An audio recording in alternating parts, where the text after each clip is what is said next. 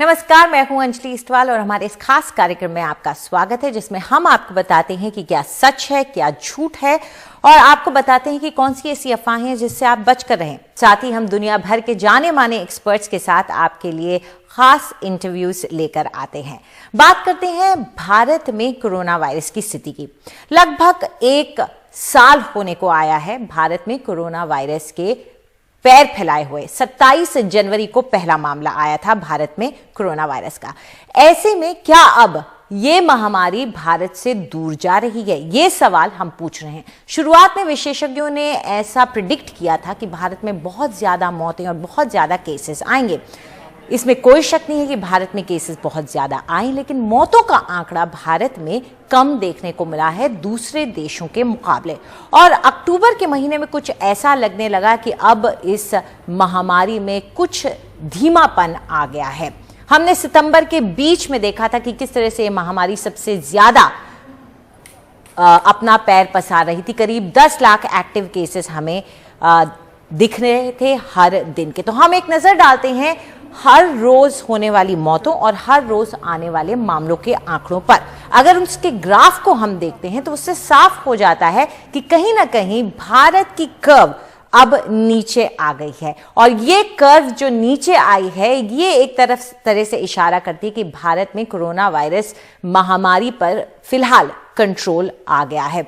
ये हम आपको इस वक्त जो मामलों का आंकड़े हैं उसका एक ग्राफ दिखा रहे हैं, जिसमें आप देख सकते हैं कि अब जो ताजा मामले आ रहे हैं, जो इस बार 15 फरवरी के आंकड़े हैं, वो काफी नीचे आ चुके हैं पीक मामलों के मुकाबले। तो ये कर्व बहुत जरूरी हो जाती है। ये सिर्फ मामलों की नहीं, अगर आप मौत के आंकड़े भी देखें उसमें भी हमें ये कर्व नजर आ रही है।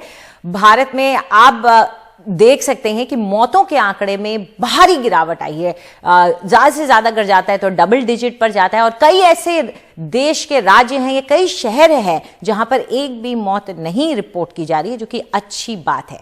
लेकिन इस सब के बीच एक चिंता की खबर अब आई है, और वो ये कि अब महाराष्ट्र में 4000 से ज्यादा नए मामले रविवार को दर्ज किए गए हैं, जो कि अच्छी बात नहीं है, और 40 मौतें दर्ज की गई हैं। महाराष्ट्र में हमने एक बार फिर से कारोबार को उठते हुए देखा है। लोकल ट्रेन चलने लग गई हैं। अब यह भी कहा जा रहा है कि अब सारे सिनेमा हॉल्स खुल गए हैं। सब कुछ नॉर्मल हो गया है। लेकिन इस नॉर्मल की कीमत कहीं महाराष्ट्र अपने इन आंकड़ों से तो नहीं चुका रहा है। ये एक चिंता की बात हमारे लिए हो जाती है। तो चलिए इस पर हम चर्चा करना चाहते हैं, और कि आखिर क्या भारत में वाकई में गिर गए हैं मामले और कंट्रोल में आ गई महामारी। क्योंकि एक आंकड़ा जो पर मिलियन डेथ्स का होता है, यानी कि 10 लाख में कितनी मौतें भारत में हुई हैं, वो आंकड़ा दूसरे देशों के मुकाबले भारत में बहुत कम है। वो भी हम आपको दिखाएंगे। बेल्जियम नंबर 1 पर है, यूनाइटेड किंगडम नंबर 3 पर है, इटली जहां पर शुरुआत में बहुत ज्यादा मामले देखे गए थे वो नंबर 5 पर है, अमेरिका नंबर 8 पर, जर्मनी 38 नंबर पर, भारत जो है वो 80वें नंबर पर है।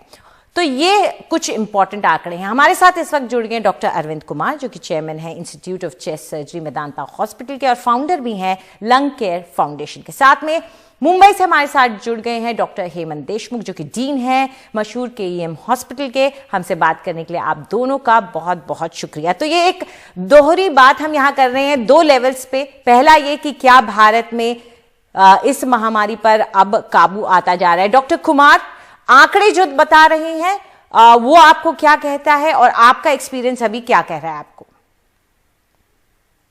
अंजलि, पहले तो हमें शो में इनवाइट करने के लिए आपका बहुत बहुत धन्यवाद। जैसा कि आपने स्वयं एक बहुत ही सुंदर ग्राफ के माध्यम से और बड़े सरल भाषा में आपने समझाया कि हमारे पूरे देश में इसके नंबर्स कम हो रहे हैं, तो वो अवश्य एक खुशी की बात है। मैं आपसे पूरी तरह सहमत हूं कि ये एक खुशी की बात है कि नंबर्स कम हो रहे हैं। लेकिन उसके साथ साथ मैं कुछ एग्जाम्पल्स पूरे वर्ल्ड की देना चाहूंगा कि कुछ ऐसी ही स्थिति यूरोप में भी आने लगी थी, जहां पर फर्स्ट लॉकडाउन के बाद उनकी स्थिति बहुत अच्छी हो गई थी, नंबर्स कम होना शुरू हो गए थे। सिंगापुर भी इसी साइकिल से गुजरा है।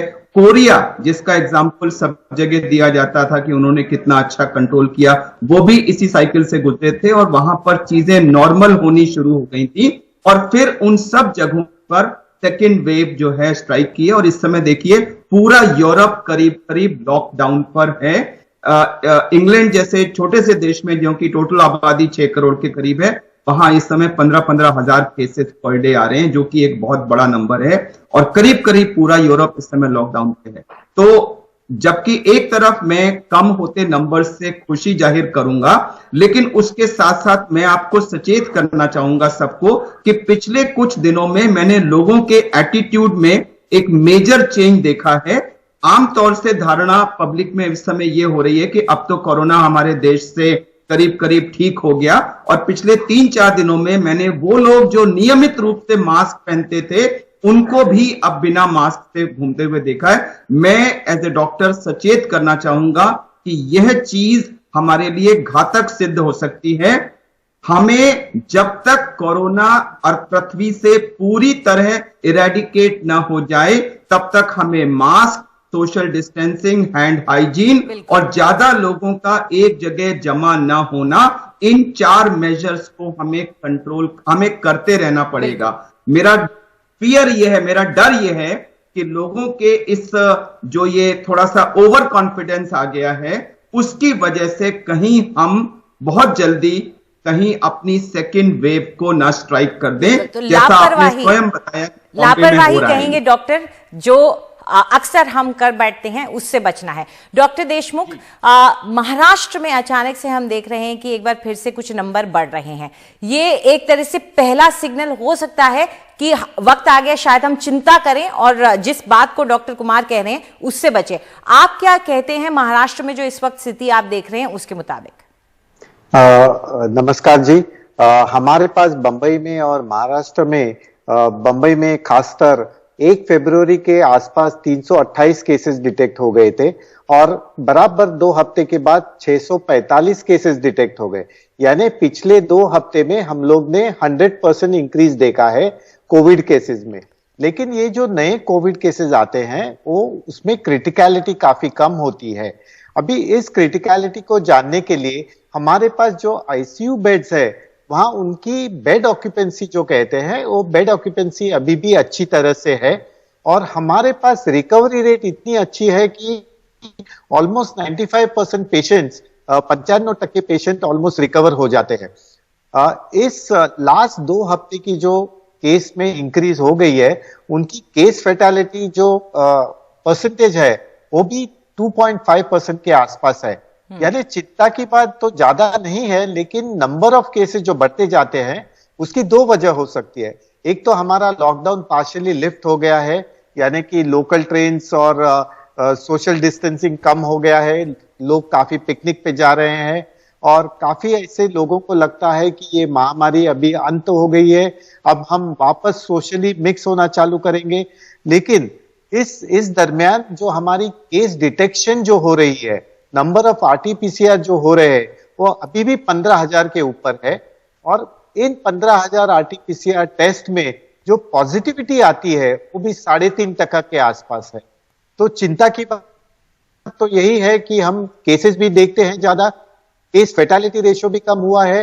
हम अगले और 2 हफ्ते देखेंगे कि कितनी इंक्रीज होती है। जी, ये आपने एक अहम बात कही डॉक्टर देशमुख की, क्रिटिकलिटी यानी कि बीमारी का इम्पैक्ट उतना ज्यादा नहीं दिख रहा है। लेकिन यूरोप में भी हमने देखा था कि शुरुआत में दूसरी वेव में मौतों का आंकड़ा कम था, लेकिन ये बाद में बढ़ गया, नए वेरिएंट्स का खतरा बढ़ गया। तो डॉक्टर देशमुख, आपसे यहां संक्षिप्त में जानना चाहूंगी, क्या हमारे देश में भी ये खतरा है कि वेरिएंट आ जाए? पॉसिबिलिटी तो अभी है वैसे, क्योंकि हमारे इंटरनेशनल एयर तो काफी ओपन हो जाएंगे, काफी फॉरेनर्स आने की चालू हो जाएंगे। तो जो ये वेरिएंट वायरस है उसको तो हमें डर के ही रहना पड़ेगा। लेकिन with in India also, Bharat के अंदर भी म्यूटेशन हो सकता है। तो हम यही कोशिश करेंगे कि हमारे केस फैटेलिटी रेशियो कम रहे, हमारे केस डिटेक्शन ज्यादा होए, हम सेग्रीगेशन और आइसोलेशन और क्वारंटाइन की तरफ वापस सीरियसली विचार करने की कोशिश करेंगे। बिल्कुल। डॉक्टर कुमार, एक बात जो कई लोग कहने लगे हैं, जिस पर हम चर्चा भी कर रहे थे आपस में, वो ये कि कुछ लोग कहने लगे कि हमें वैक्सीनेशन लेने की अब जरूरत नहीं है। कुछ लोग कहने लगे हर्ड इम्यूनिटी आ गई है, और कुछ लोग ये भी कहने लगे कि अब वायरस वीक हो गया है। तो यहाँ मैं आपसे लोगों को संदेश दिलवाना चाहती हूँ कि आप क्या मानते हैं, वैक्सीनेशन को लेकर के लोगों का रवैया कैसा होना चाहिए? अंजलि, आपने बहुत ही अहम सवाल पूछा है और मैं बिल्कुल क्लियर कट आंसर्स दूंगा। पहली बात, कोई भी जो ये कहता है कि ये वायरस वीक हो गया है, तो मुझे लगता है कि इस बीमारी में इससे ज्यादा वो गलत स्टेटमेंट कोई नहीं हो सकता। आप यूरोप की तरफ देखिए, अमेरिका की तरफ देखिए, वहां अभी भी ऑलमोस्ट हाहाकार की स्थिति है। तो ये कहना कि ये वायरस वीक हो गया है, नहीं, ये बिल्कुल गलत है। नंबर वन, वायरस वीक नहीं हो गया है, बल्कि इस वायरस के वेरिएंट्स आने की संभावना है। नंबर दो, लोग कह रहे हैं कि शायद हम हर्ड इम्यूनिटी की तरफ चले गए हैं। तो मैं इस बात से सहमत हूं कि जो रिसेंट सर्वेज आए हैं, दिल्ली से आया है, कर्नाटका से आया है, उसमें जो सीरो पॉजिटिविटी आज से 3 महीने पहले रिपोर्टेड थी, उससे ज्यादा है, विच मीन्स कि हमारी सोसाइटी में थोड़ा ज्यादा लोग पहले से इन्फेक्ट हुए हैं। लेकिन अभी भी वो जो 70-80% की मैजिक फिगर है हर्ड इम्यूनिटी के लिए, जिस पर जाकर के वायरस अपने आप डिक्लाइन करना शुरू हो जाता है, अभी भी हम उससे दूर हैं। नंबर 3, वैक्सीन एक अवेलेबल है, जो प्रूव्ड एफिकेसी वाली है, सेफ है, अवेलेबल है, भारत सरकार ने उसमें जान लगाई हुई है उसको देने के लिए। तो कोई रीजन नहीं है कि अवेलेबल वैक्सीन को हम यूज ना करें और हर्ड इम्यूनिटी के सपने में रह करके हम दोबारा से वायरस को आने का मौका दे दें। संक्षेप में मेरा मैसेज, वायरस कमजोर नहीं हुआ है, वायरस इज अराउंड, ये कभी भी हमें दोबारा स्ट्राइक कर सकता है। और जिसका जब वैक्सीन के लिए टर्न आए, वो प्लीज उसको जरूर लगवाएं। ये हमारा आज की तारीख में बेस्ट ऑप्शन है। अंजलि। डॉक्टर देशमुख, आपसे एक जाते जाते सवाल ये पूछना चाहूंगी कि सरकार की तरफ से वैक्सीन लग रही है, लेकिन कई लोगों का, विशेषज्ञों का भी मानना है कि कहीं ना कहीं अब प्राइवेट प्लेयर्स को भी इन्वॉल्व करने का टाइम आ गया है। कैपेसिटी है, बन सकती है, भारत के अंदर इतना मादा है कि वो उतनी बना सके कि लोगों को प्राइवेट के जरिए भी दिए जा सके, जो लोग खरीद के लगाना चाहते हैं। आप क्या राय रखते हैं इसके बारे में? बिल्कुल सही कहा अंजलि आपने कि ये जो वैक्सीनेशन ड्राइव है, इसकी पेस तो बढ़नी चाहिए बिल्कुल। और ये जो वैक्सीनेशन होने वाला है, वो तो कोरोना के अगेंस्ट एग्जिट स्ट्रैटेजी होगी। ये जब तक वैक्सीनेशन बढ़ता नहीं है, तब तक हम कोरोना से एग्जिट नहीं हो पाएंगे। तो प्राइवेट प्लेस हो या हमारे जंबो सेंटर्स हो, वहां हम अभी वापस इम्यूनाइजेशन या कोविड वैक्सीनेशन की यात्रा वहां जरूर चालू करेंगे। और जैसे भी नंबर्स बढ़ेंगे वैक्सीनेशन की, तभी तक हर्ड इम्यूनिटी आएगी। और जब तक 60-70% लोग वैक्सीनेट नहीं होते हैं, तब तक हमारी एग्जिट स्ट्रैटेजी कामयाब नहीं होगी। बिल्कुल।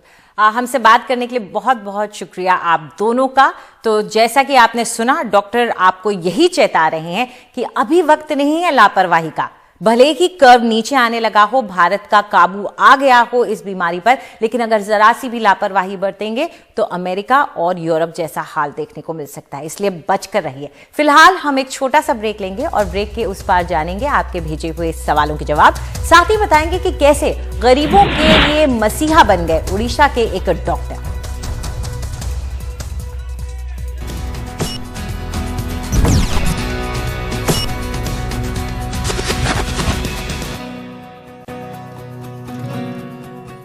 हमारे इस कार्यक्रम में आपका एक बार फिर से स्वागत है और अब वक्त है आपके भेजे हुए सवालों के जवाब देने का, जिसके लिए हमारे साथ जुड़े हुए हैं डॉक्टर हेमंत देशमुख, जो कि डीन है केईएम हॉस्पिटल मुंबई से।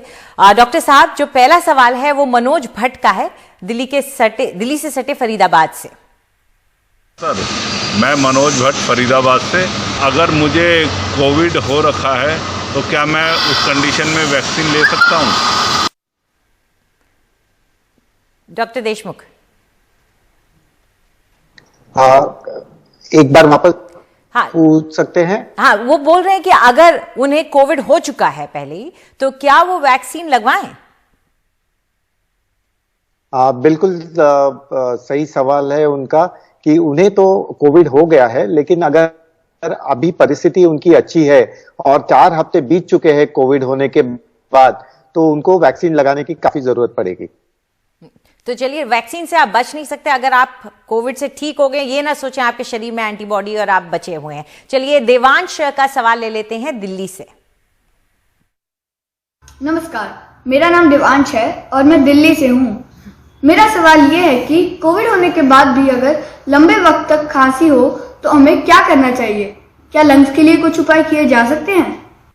डॉक्टर देशमुख, ये बड़ी दिक्कत है क्योंकि लॉन्ग कोविड, जिसे कई लोग कहते हैं खांसी ही नहीं, कई लोग ब्रेथलेसनेस और कई लोग फटीग, थकावट, इस सब की भी बहुत शिकायत करते हैं। तो लंबी खांसी अगर है तो क्या करें? अगर कोई मरीज को लंबी खांसी होती है तो कोविड की वजह से ही खांसी होती है, ऐसे बिल्कुल नहीं होता है। अभी सर्दी का मौसम है तो सर्दी और खांसी तो होने वाली है, और अगर ज्यादा फीवर के साथ खांसी आती है या निमोनिया हो जाता है, तो अगर कोई भी खांसी या निमोनिया या कोई अगर आपको टेम्परेचर हो ज्यादा, तो आपके नजदीक के अस्पताल में जाने की काफी जरूरत पड़ेगी सबको। और वहां अगर डॉक्टर को लगता है कि ये मामूली सी खांसी और बुखार है तो एंटीबायोटिक्स के साथ उसकी इलाज हो सकती है। लेकिन अगर डॉक्टर को ये लगता है कि ये कोविड के वजह से हुआ है तो आरटी-पीसीआर बिल्कुल करना चाहिए। और जितने भी मरीज वीकनेस के साथ आते हैं, बॉडी एक के साथ आते हैं, एक जनरल चेकअप करना जरूरी पड़ेगा। आपके नजदीक के डॉक्टर हो या फैमिली डॉक्टर हो, उनकी सलाह काफी जरूरी पड़ेगी आपको। जी, डॉक्टर देशमुख, सवालों के जवाब देने के लिए बहुत बहुत शुक्रिया आपका। चलिए, अब बात करते हैं कोरोना वॉरियर्स की।